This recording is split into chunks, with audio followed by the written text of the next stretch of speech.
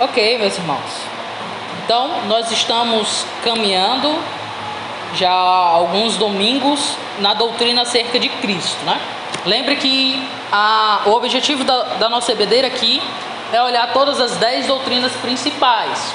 Quando a gente fala dessas 10 doutrinas, nós estamos se referindo às doutrinas sistemáticas.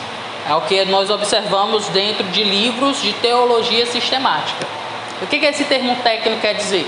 Teologia é o estudo a respeito da verdade de Deus, do próprio Deus, por assim dizer. E aí, sistemático é porque nós estamos sistematizando temas principais, como, por exemplo, o estudo da Bíblia, que é a bibliologia, ou então o estudo de Deus, que é a teontologia. E aqui é o que nós estamos observando agora, já a terceira doutrina, que é a doutrina acerca de Cristo, que é a cristologia. Esse é o termo técnico que a gente usa. E qual a importância de estudarmos a teologia sistemática, né? Essas doutrinas? É porque ela nos ajuda a entender muito bem como é que as Escrituras tratam dessas questões que são fundamentais. Então, se eu não tenho uma doutrina a respeito das Escrituras muito bem estabelecidas, o risco de eu cair em uma heresia, em um caminho que foge do plano de Deus é grande. Se eu pego a bibliologia, se eu pego as Escrituras e, por exemplo, digo que ela não é palavra inspirada de Deus, que outras coisas podem ter o mesmo peso de autoridade que as Escrituras, então começo a me enveredar por caminhos perigosos, né? E isso vai se equivaler para todas as outras doutrinas. Nos ajuda a entender qual é a crença da nossa igreja, da nossa denominação, por assim dizer, e também entender como é que as outras igrejas e outros grupos que se declaram cristãos estão se posicionando. Isso nos ajuda então a nos municiar, ficar munidos contra heresias que podem surgir contra nós ou no nosso meio, e também nos ajuda a entender bem por que nós estamos seguindo aquele caminho, né? Eu me lembro de uma história que o pastor Valbert contou certa vez, na sua época de seminarista, que ele estava lá no Seminário Batista do Cariri, que é o seminário do nosso movimento batista regular, e o professor estava ensinando a respeito de várias posições teológicas a respeito de um dado assunto. E aí, um dos alunos ali não queria tanto estudar, não estava tão afim de estar vendo aquilo. Ele olhou o professor e disse: tá, professor, já entendi que tem várias coisas aí, mas me diga logo o que é que a gente tem que crer. Ou seja, ele na pressa, na ânsia, não queria pensar o que era o certo. Ele queria simplesmente saber qual era a cartilha da denominação que ele tem que seguir. E a ideia é que nós não vamos seguir uma cartilha de uma denominação em si. Nós temos uma denominação, nós temos uma história, nós temos um movimento que a gente se identifica, mas nós não somos desse movimento simplesmente porque surgiu e está aqui a cartilha e siga. Mas é porque nós olhamos as Escrituras e vemos coerência ali.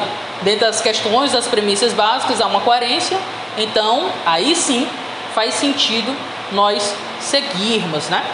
Quando a gente olha um pouco a respeito da história dos batistas, por exemplo, que é a nossa denominação, nós vemos que os batistas, eles surgiram principalmente com textos do interior, ali na Inglaterra, onde pastores e a igreja, de uma forma congregacional, fazendo isso que a gente estamos fazendo, estudando as Escrituras, perceberam que as normas a respeito do batismo, que eram dadas naquela época, estavam equivocadas, porque naquela época estavam se batizando bebês. Então todo bebê que nascia era batizado. E aí se entendeu, pela percepção e leitura e estudo das Escrituras, que isso não está correto, que o pedobatismo, o batismo de infantes, pedo significa criança, né? Então o pedobatismo, esse batismo de crianças, de bebê, estava equivocado, biblicamente falando. Então se adotou e surgiu o credobatismo, o batismo daqueles que creem, que é a ordem de Cristo lá em Mateus capítulo 28. Ide, portanto, ao mundo, anunciar o evangelho e fazer discípulos, batizando-os. Então a gente batiza quem? Aqueles que são discípulos de Cristo, não é isso? É isso que nós fazemos. É por isso que nós batizamos adultos. E também batizamos por imersão. Dados os estudos, se percebe que o batismo sempre teve a presença de muita água. Então o sistema de aspersão não é também tão coerente com uma forma bíblica que a gente percebe ao longo da história e ao longo dos textos também.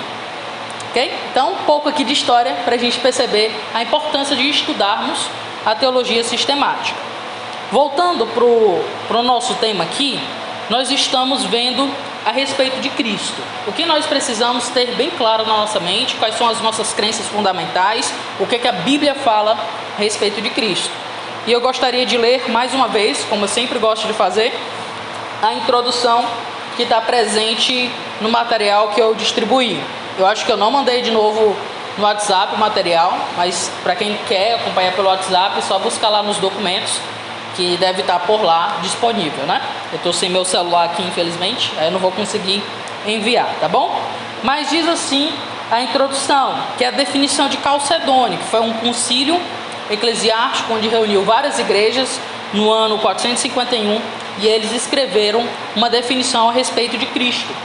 E diz assim essa definição: fiéis aos santos padres, todos nós, perfeitamente unânimes, ensinamos que se deve confessar um só e mesmo Filho, nosso Senhor Jesus Cristo, perfeito quanto à divindade e perfeito quanto à humanidade, verdadeiramente Deus e verdadeiramente homem, em todas as coisas semelhante a nós, exceto o pecado. Então Cristo é este homem-Deus, 100% homem e 100% Deus. Nos dias de hoje, essa é uma verdade mais comum, dado todo o contexto de igrejas que nós temos no Brasil. Mas isso demorou muitos anos para ser estabelecido e percebido de uma forma mais homogênea. Então havia pessoas que debatiam muito como é que se dá essa questão da natureza de Cristo como homem e Deus. Então alguns, como nós já vimos, se diziam que Cristo era um corpo humano e uma alma divina, por exemplo. E outras configurações que sempre se mostram equivocadas em sua coerência total. E aqui nessa definição, então a gente tem um consenso final. Cristo é 100% homem em sua natureza, em sua humanidade, em questões corporais, e 100% divino, questões de natureza também e tudo mais. Que foi o que nós vimos nas outras aulas. Ok? E vimos justamente isso. Nós vimos que Cristo é Deus homem e nós vimos várias questões a respeito da sua pessoa, quanto a provas bíblicas a respeito da humanidade de Cristo, assim como provas bíblicas a respeito da plena divindade de Jesus. E por fim, que foi a nossa última aula, nós nos detemos sobre o caráter de Jesus, onde nós vimos que ele possui santidade, possui amor, possui mansidão e humildade.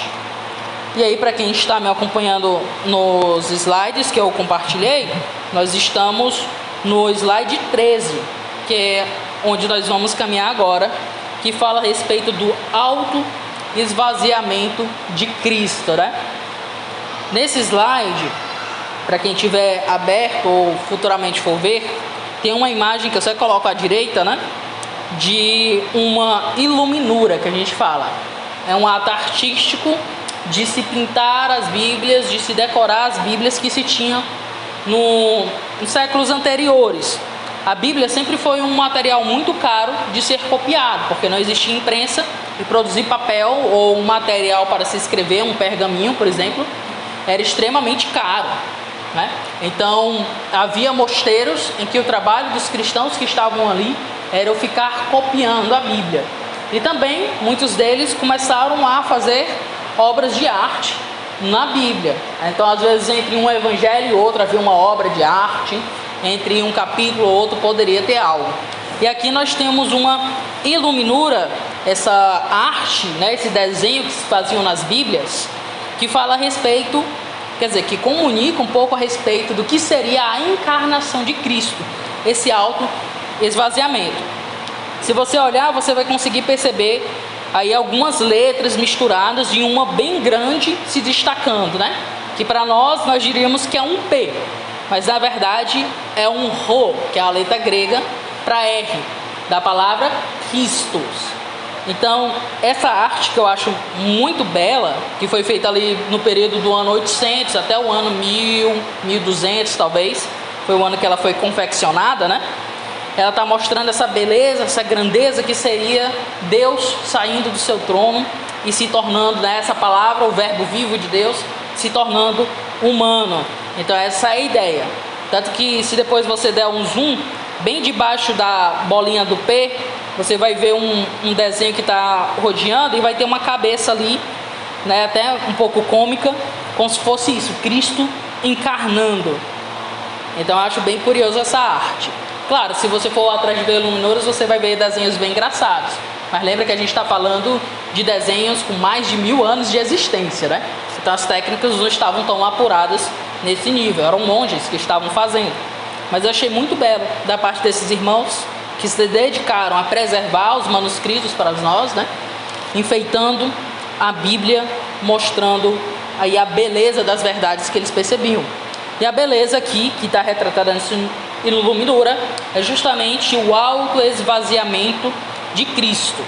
Então, o autoesvaziamento de Cristo, ou kenosis, é uma expressão que aponta para a disposição humilde presente no Senhor de abrir mão voluntariamente da sua glória celestial enquanto esteve neste mundo, assumindo assim a forma de servo e sendo obediente até a morte, e tudo isso por amor aos perdidos, por amor a nós. Então, quando nós falamos desse ato de Cristo se encarnando, de Cristo se esvaziando, nós estamos falando desse grande evento que foi Deus sair do seu trono e se tornar humano e vindo a este mundo morrer por nós, que é a verdade expressa em Filipenses capítulo 2, do 5 ao 8. Vamos lá. Filipenses capítulo 2, do 5 ao 8.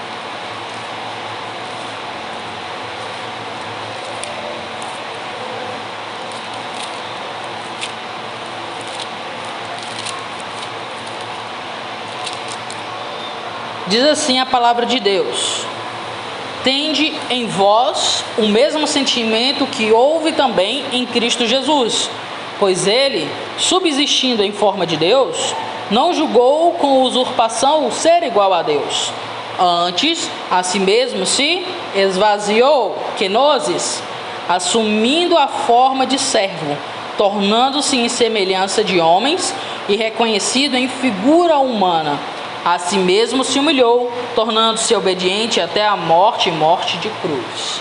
Então Cristo assumiu a forma humana, se encarnou, tornou-se humano como nós, e não usurpou do fato dele ser divino para um benefício próprio, mas viveu a humanidade por obediência a Deus, suportando tudo por amor a nós, para nos representar, para nos resgatar, ao ponto de morrer e morrer na cruz, de morte de cruz, como diz aqui o verso 8. Uma outra passagem que ilustra um pouco a respeito disso é Hebreus 12. Vamos lá, Hebreus 12, verso 2.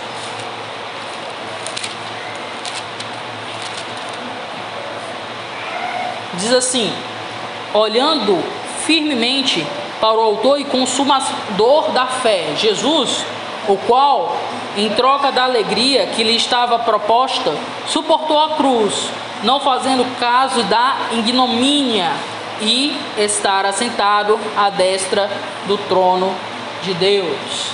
Então, em vez de usufruir dos benefícios próprios dele, ser quem ele é, Deus, ele preferiu receber a humilhação, a morte da cruz, por amor a nós. Então esse é o grande mistério, né? E por isso que é tão marcante, que rendeu até essa iluminura aqui que eu comentei a respeito. Foi isso que Cristo fez. Por isso que ele é 100% homem e 100% Deus. Ele se encarnou, enquanto aqui na terra não usufruiu da sua capacidade divina, por assim dizer, para suportar as coisas, viveu como homem em sua plenitude nesse aspecto, sofrendo tudo que se cai sobre a humanidade, ao ponto de morrer na cruz para nos resgatar. E é por isso que quando nós vemos sobre a humanidade de Cristo, nós vemos que ele passou fome, que ele teve sede, que ele tinha emoções, ele chorou, não é?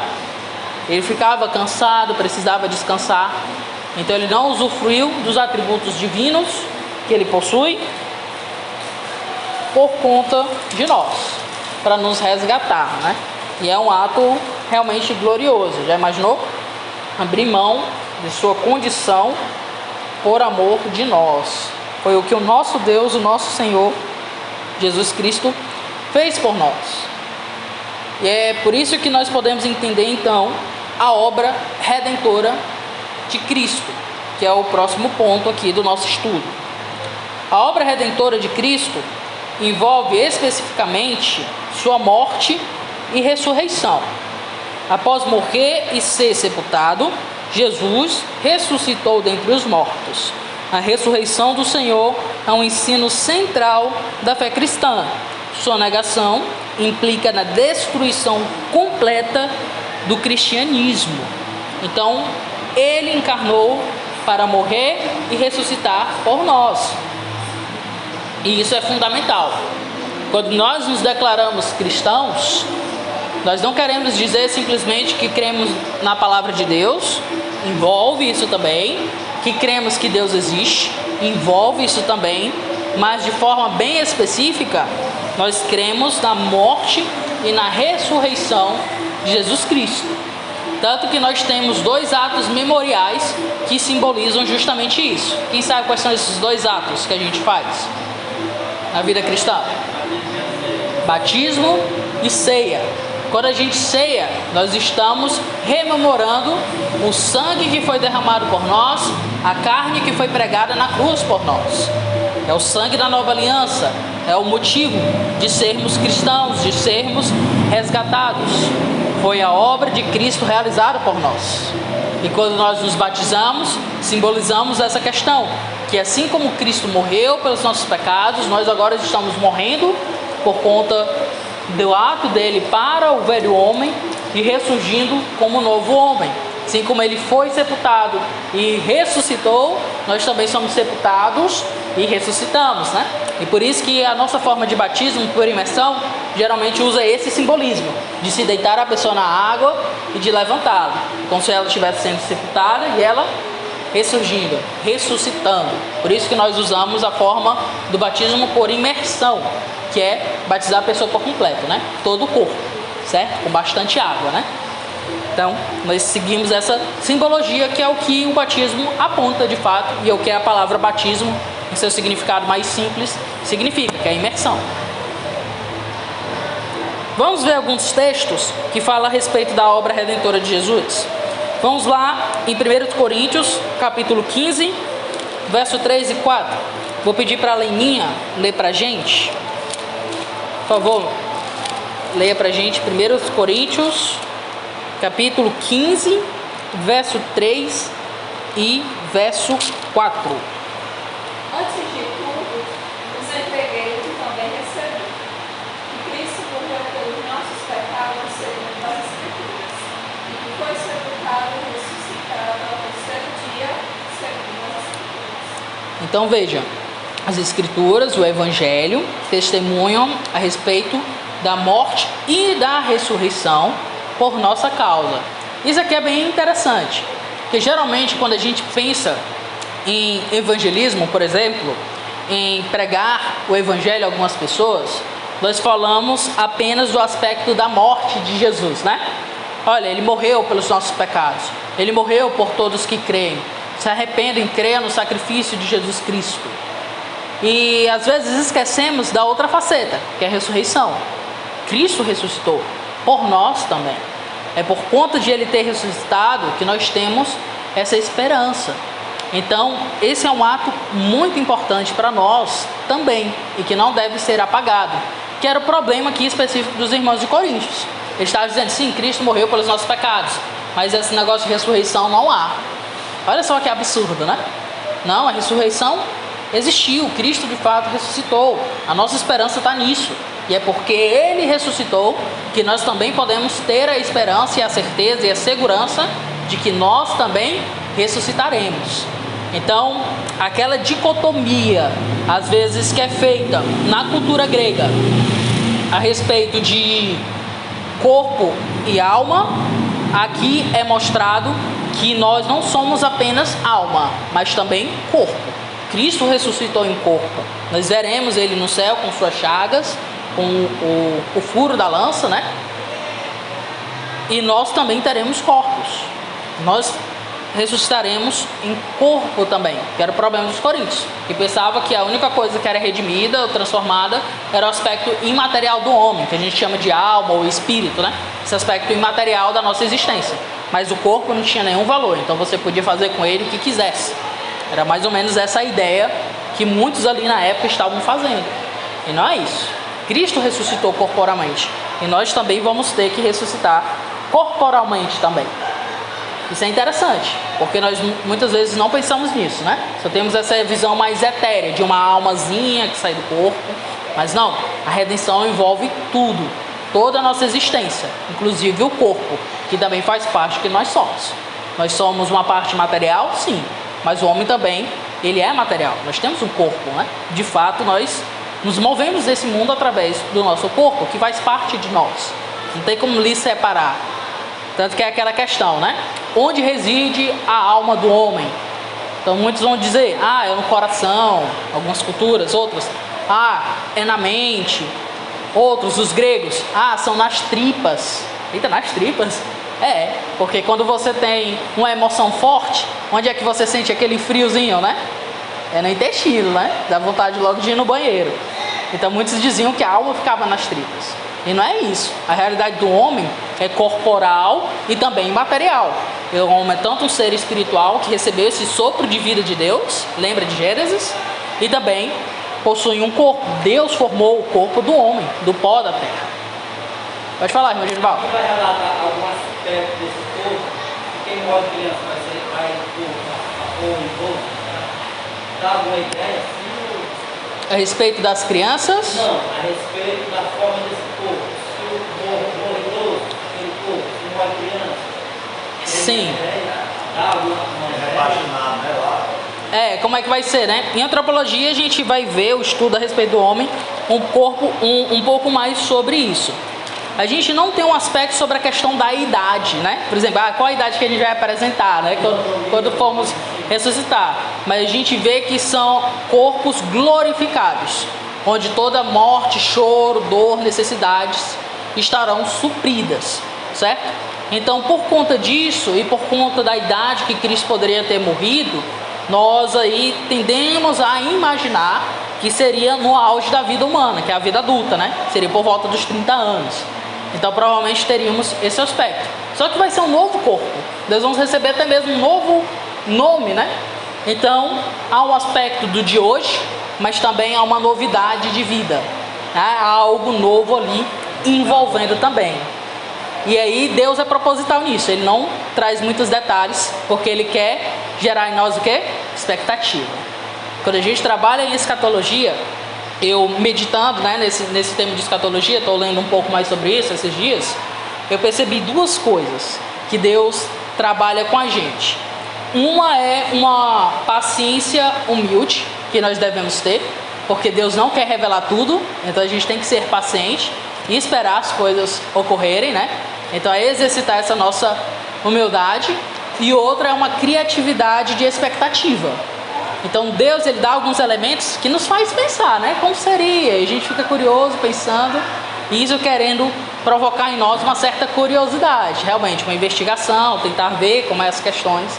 Então eu vejo Deus trabalhando assim, pelo menos no meu coração, né? Foi duas questões que eu percebi nesse termo futuro. Então o que a gente sabe a respeito do nosso corpo?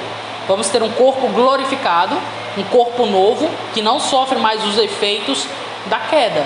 A morte é um efeito da queda. O envelhecimento, no caso, né, que a gente vai perdendo as nossas forças, ficando mais débil, mais fraco, é um efeito da queda. Então se entende que não vamos ter mais esse efeito, que vamos estar glorificados, não vai haver mais morte nem dor. Então será uma nova categoria de corpo aí. Algo que tem a ver com o passado, porque somos seres corporais, mas também em novidade de vida, porque vai ser algo novo feito, né? É novos céus e nova terra, uma nova criação. Inclusive nós seremos nova criatura em plenitude, inclusive na nossa existência corporal. Mais alguma pergunta? Não, né? Então vamos ver aqui 1 Coríntios 15, 14 a 19, que também é uma passagem. Vou pedir para a irmã Cícera ler para a gente.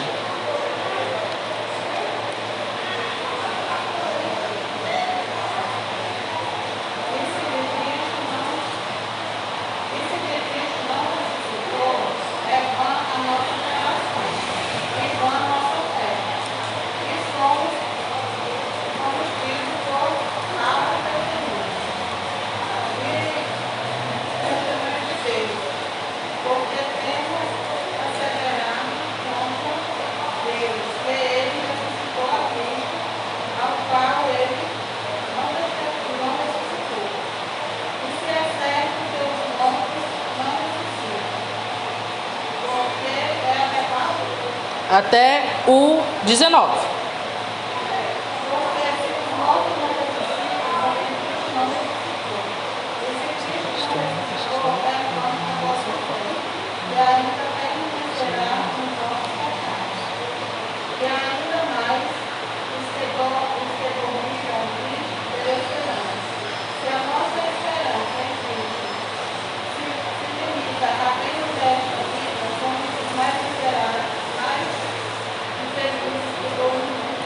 Que frase forte, né? Se a nossa esperança em Cristo se limita apenas a esta vida, somos os mais infelizes de todos os homens.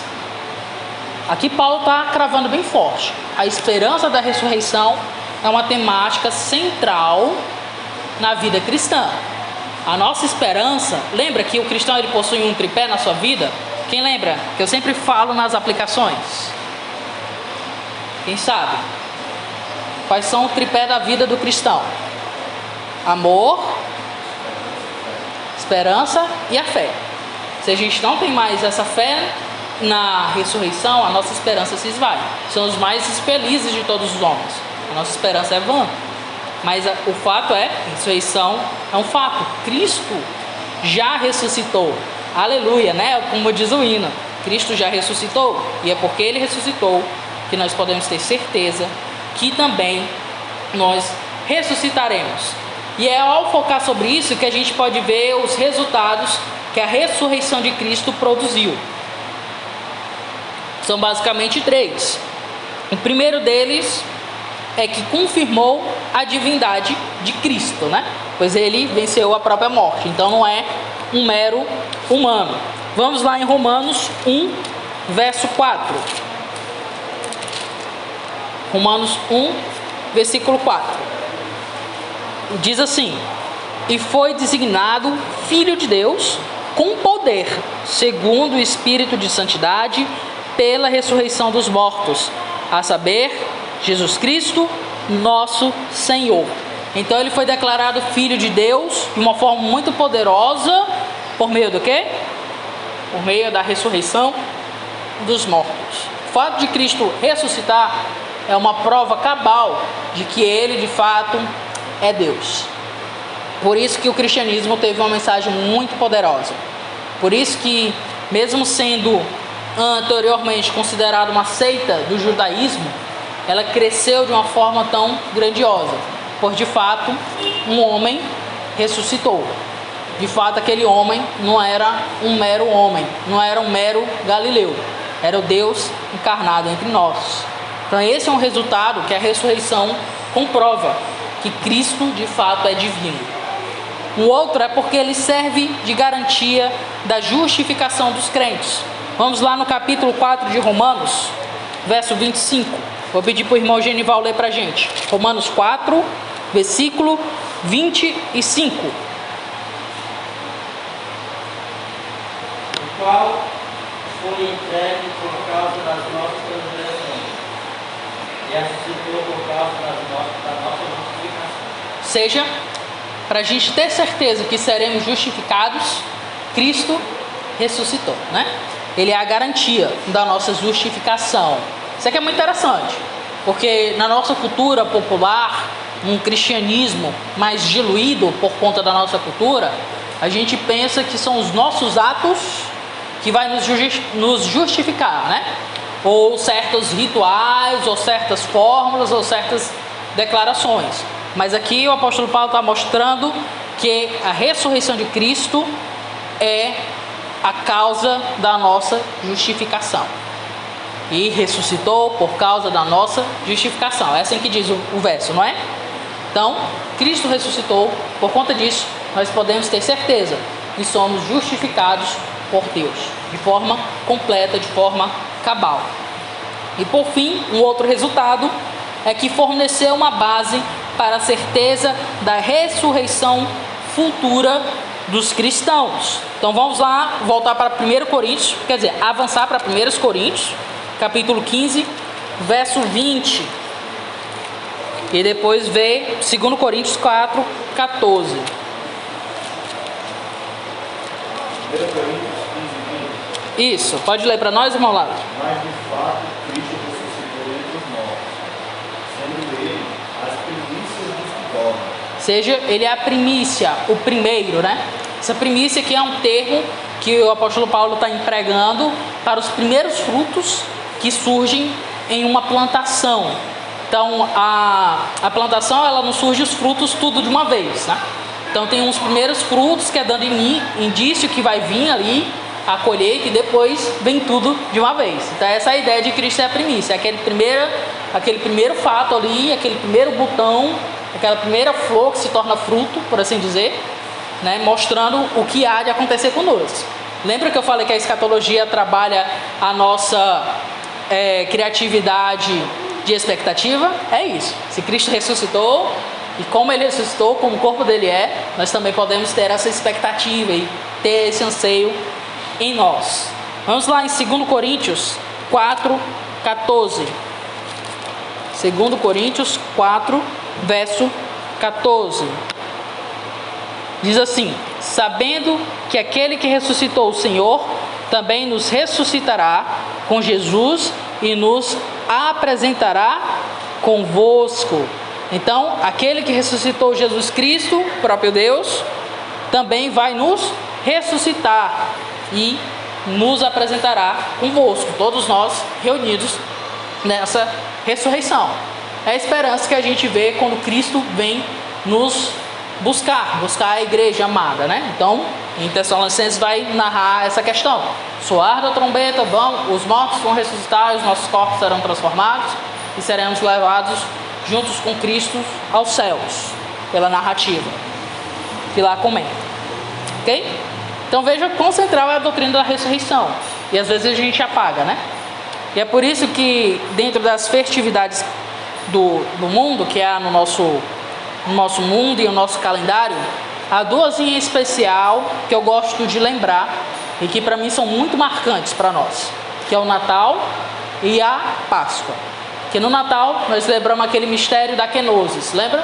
Cristo se encarnou por nós. É o que a gente chama de advento, né? A vinda de Cristo. Então, o primeiro advento. Vai ter o segundo, que é realmente o que a gente estuda agora em escatologia. Mas o primeiro advento é o Natal, o nascimento de Cristo. É um evento bem marcante e importante, da gente estar lembrando e lembrando os outros a respeito do que Deus fez por nós. Veio ao mundo morrer por nós. E a Páscoa, que é o que a gente lembra da paixão de Cristo. Que esse termo que a gente usa, né, tem até filmes com esse nome, é a respeito do ato dele de amor, de morrer na cruz por nós, mas a história não acaba com ele ali na cruz, né? A história acaba com ele ressuscitando e a ascensão de Cristo aos céus. Então são dois eventos interessantes de nós lembrarmos, ok? Estou dizendo que a gente tem que fazer um culto temático ou algo assim do tipo, mas são alguns elementos da nossa cultura que a gente pode aproveitar para lembrar disso com maior ênfase e ajudar os outros também a perceber isso, né? Porque na nossa cultura já querem transformar em outras coisas. O Natal virou boas festas e a Páscoa virou ovos de chocolate, né? E esse não é o sentido que nós damos. O sentido é muito mais profundo e muito mais poderoso do que ovos de chocolate, do que festança no Natal, que geralmente é feito. Ok? Deixa eu ver como é que está o nosso tempo. Certo, temos outros minutos, então vamos entrar aqui um pouco a respeito da ascensão de Cristo. Vamos ver um pouco, né? Então nós vimos que Cristo se encarnou, morreu, ressuscitou, mas ele também ascendeu aos céus. A ascensão de Cristo e o seu ministério presente. Após ressuscitar, Cristo foi assunto aos céus, física e visivelmente. Fatores que mostram o padrão que marcará também a sua segunda vinda. Vamos lá em Atos, capítulo 1, do 9 ao 11. Pedir para a nossa irmã Vanessa ler para a gente. Atos, capítulo 1, do 9 ao 11. Quando dizia isto, mesmo eles, foi ele elevado às alturas, e uma nuvem o recebeu, ocultando a seus olhos. E estando com os olhos fixos no céu, enquanto ele subia, eis que junto deles se puseram dois homens vestidos de branco, os quais lhes diziam: Homens galileus, por que estás olhando para o céu? Esse Jesus, que dentre vós foi recebido em cima do céu, há de vir, assim como para o céu vistes ir. Amém? Então nós vemos novamente essa expectativa sendo gerada em nós, né? Assim como ele subiu, ele há de vir até nós. Então essa é a ascensão de Cristo. Ressuscitou, não ficou aqui conosco, foi nos céus. João no capítulo 14, o Evangelho de João no capítulo 14, vai narrar um pouco do que ele foi fazer. Ele diz que vai nos preparar um lugar. E aí em Apocalipse nós vamos ver a cidade, que é a Nova Jerusalém, que vai vir dos céus para a terra, né? E aí se formar novos céus, nova terra, a partir da Nova Jerusalém e da própria terra, que vai estar sendo trabalhada durante o período da tribulação. Certo? Nas alturas, o Senhor se assentou à direita de Deus, aguardando o dia designado para seu retorno a esse mundo e realizando as seguintes obras. Nós não vamos ver a questão das obras agora, são basicamente 4: a administração sacerdotal, a concessão de dons para o seu povo, o exercício da soberania sobre a igreja e sobre todo o universo físico, e também a sustentação da criação. Nós não vamos olhar ali, mas vamos ver essas duas realidades e a gente encerra por hoje, tá bom? Então ele se assentou à direita de Deus. Vamos ver Hebreus, capítulo 1, do 3 ao 4. Hebreus 1, 3 ao 4. Logo depois das epístolas paulinas, vem Hebreus. Depois das 13 cartas do apóstolo Paulo, a gente chega em Hebreus, capítulo 1, do 3 ao 4. Diz assim: Ele, Jesus Cristo, que é o resplendor da glória e a expressão exata do seu ser, sustentando todas as coisas pela palavra do seu poder, depois de ter feito a purificação dos pecados, assentou-se à direita da majestade nas alturas, tendo se tornado tão superior aos anjos, quanto herdou mais excelente nome do que eles, mostrando que ele assentou à direita de Deus, ocupando essa posição de divino, de Deus, superior aos anjos, sustentando o universo, purificando os pecados de todos aqueles que nele creem. Essa é a grandeza da ascensão de Cristo. E ele está aguardando o dia designado para o seu retorno ao mundo, que é o que vai nos dizer Atos 2, 34 e 35. Vamos voltar lá em Atos, antes de Romanos, depois dos Evangelhos, capítulo 2, verso 34 e 35. E diz assim: Porque Davi não subiu aos céus, mas ele mesmo declara: Disse o Senhor ao meu Senhor: Assenta-te à minha direita, até que eu ponha os teus inimigos por estrados dos teus pés. Então aqui é o discurso de Pedro pregando a respeito de Jesus, né, de quem ele é, mostrando a divindade de Cristo, que ele ressuscitou, falando da ressurreição e o que aconteceu com Cristo após ressuscitar. Foi à direita de Deus, está esperando esse juízo de Deus que vai destruir a humanidade presente para instaurar o seu reino. É o que a gente vê quando a gente lê em Apocalipse. É aquela ideia dos selos, né, das trombetas, das taças. É Deus derramando essa sua ira. É Ele pondo os inimigos por estrado dos seus pés, para a vinda da implementação do reino de Cristo. Então hoje Ele está nesse estado. Enquanto está lá nos céus, aguardando chegar este momento do juízo de Deus, o dia do Senhor, que é a expressão que a Bíblia usa, Ele está realizando aquelas obras que eu comentei, mas que nós vamos observar só depois. Bom, então vamos orar, agradecer a Deus por esse momento, e aí no próximo domingo a gente vê o seu ministério presente de forma detalhada nesses 4 pontos que eu citei anteriormente, e damos continuidade aos estudos. Oremos.